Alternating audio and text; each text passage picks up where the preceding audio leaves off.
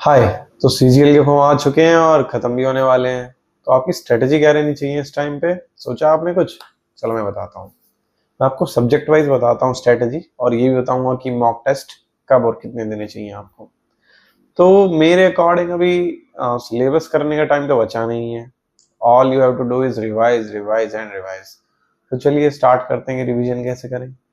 Math से start करें। Maths के लिए I think Bhutesh sir quick revision videos डाल रहे हैं अभी, जो सबसे बेस्ट सोर्स रहेगा रिवीजन का।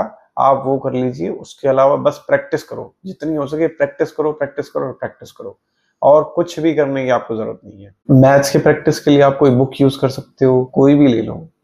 प्रीवियस ईयर क्वेश्चंस के लिए किरण ले लो या पेनाकल ले लो या यूट्यूब से कर लो। बहुत सारे लोग वीडियोस डालते हैं प्रैक्टिस के लिए, आप कहीं से कर लो। मिक्स प्रैक्टिस करो।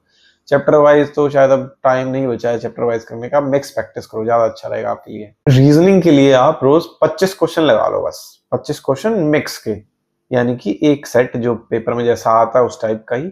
इतना इनफ है रीजनिंग के लिए, इससे ज्यादा आपको करने की बिल्कुल भी जरूरत नहीं है।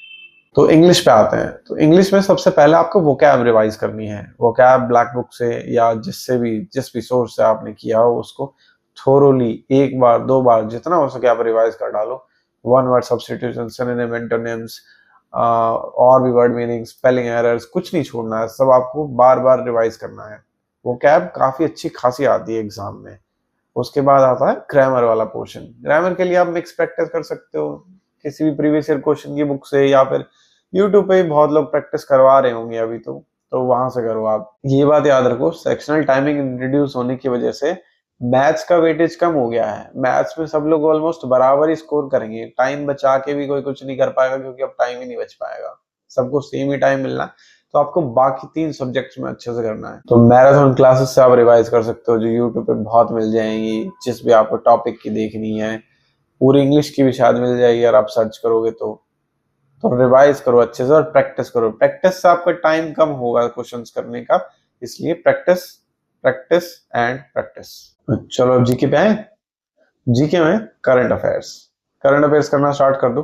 जो अब तक करंट अफेयर्स को नेग्लेक्ट कर रहे थे वो आप कर लो। पिछले आई थिंक 1.5 से 2 साल की करंट अफेयर्स रिवाइज कर लो। ईयरली रिवीजन वीडियो से या मंथली वीडियो से, जैसे भी हो सके रिवाइज करो। Current affairs very important. काफी अच्छे खासे क्वेश्चन आते हैं करंट अफेयर्स के। मेनली लोगों की जीके वीक होती है, तो उसको टैकल करने का करंट अफेयर्स एक अच्छा तरीका हो सकता है। और स्टैटिक जीके के लिए आप स्टेट वाइज याद कर सकते हो। हर रोज या हर दूसरे दिन एक स्टेट उठा लो और उसकी सारी इंफॉर्मेशन याद कर लो। Static, national park, wildlife sanctuaries या जो भी होता है। यूट्यूब पे काफी आपको स्टेट वाइज वीडियोस मिल जाएंगी, किसी भी टीचर की देख लो, कोई फर्क नहीं पड़ता। सब स्टैटिक जीके सब सेम ही होती है, सब सेम ही तरीके से बता रहे होंगे।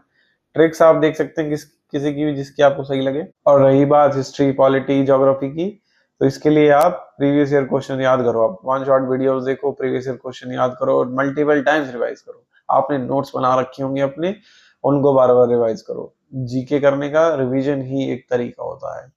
मॉक टेस्ट आपको कब देने चाहिए? मेरे ख्याल से तो अभी देना शुरू कर देना चाहिए। अगर आपका सिलेबस थोड़ा बहुत बचा है तो जल्दी जल्दी उसको फिनिश करो, फिर स्टार्ट करो, नहीं तो कर दो मॉक स्टार्ट। वीक में 2 मॉक्स दो आप, इससे कम तो क्या ही होगा। सेक्शनल टाइमिंग से बिल्कुल मत डरो। भले ही सेक्शनल टाइमिंग आई हो, पर वो सबके लिए आई है, आपके लिए कुछ अलग नहीं हुआ है। तो आपको उससे डरने की जरूरत नहीं है। सबके लिए सेम है, तो सबको सेम ही डील करना पड़ेगा। ना आपके ऊपर ज्यादा मुसीबत आई है ना कम आई है। और आप मल्टीपल मॉक्स दोगे तो उससे वो पक्का बेटर हो जाएगी, आपको उसका डर खत्म हो जाएगा। बाकी और कोई डाउट हो तो आप मुझे इंस्टाग्राम पे रीच आउट कर सकते हैं।